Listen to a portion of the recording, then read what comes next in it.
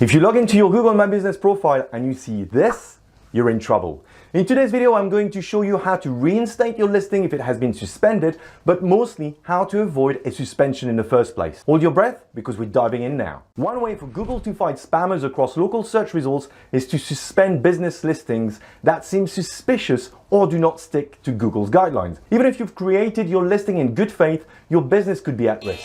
I see many business owners create what they think is a legitimate listing but make mistakes along the way, making them vulnerable to a suspension. But not all suspensions are made equal. So let's first have a look at suspensions types.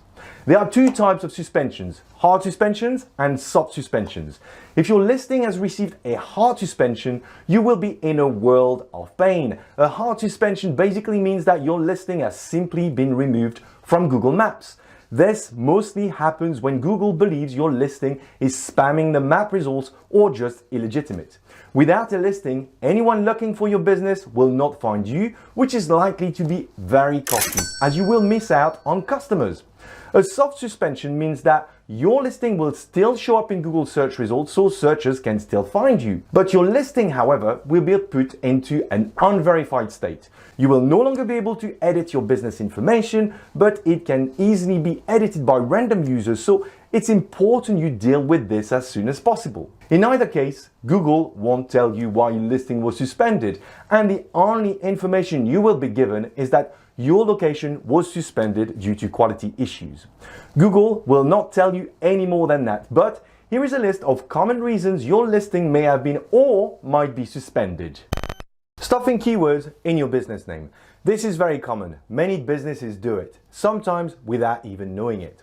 Here is a typical example for a dentist located in Richmond, London, who added the keyword dental practice to its name. Although it helps rank higher in Google Maps, it is against Google's guidelines and may result in your business listing being suspended. So if you have added any keywords in your business name, I suggest you remove them now. Misuse of business address.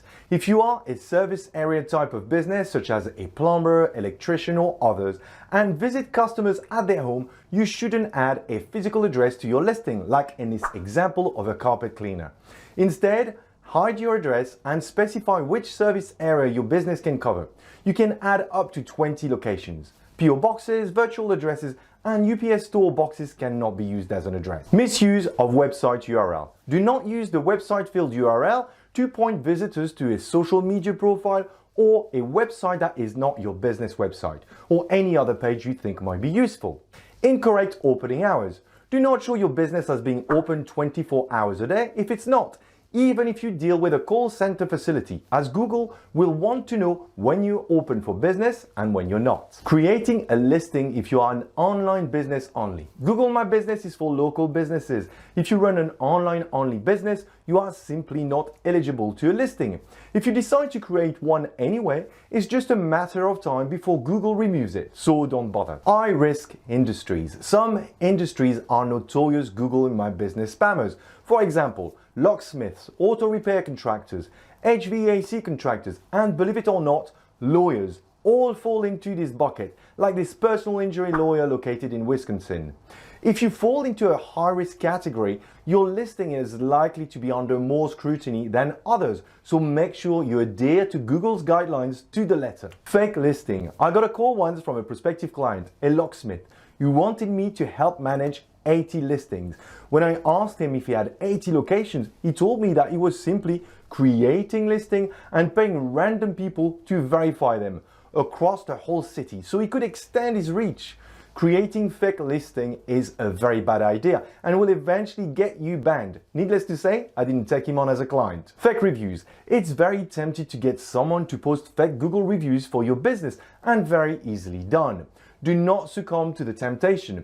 If you get caught, not only your listing will be suspended, but it's also illegal in many countries. There are many other reasons why your listing might get suspended, but these are the most common ones, and getting these right should keep you clear of trouble. But what about if your listing is already suspended? Here is what you need to do to fix it. Firstly, do not create a new listing under any circumstances. Doing so could cause you to lose your existing rankings and your reviews. The next thing you need to do is to go through the list we've just covered and correct your listing when necessary, so it is in compliance with Google's guidelines. Once you've done this, you will need to request your listing to be reinstated using the Google My Business Local Business Reinstatement request. Add as much detail as possible. Do not submit multiple requests. One is enough. To prove the legitimacy of your business, Google might ask you to provide some documents, such as photos of the business location, which include signage, a business license, utility bills to prove you are at the stated address, company cards with logo, tax papers, reinstatement.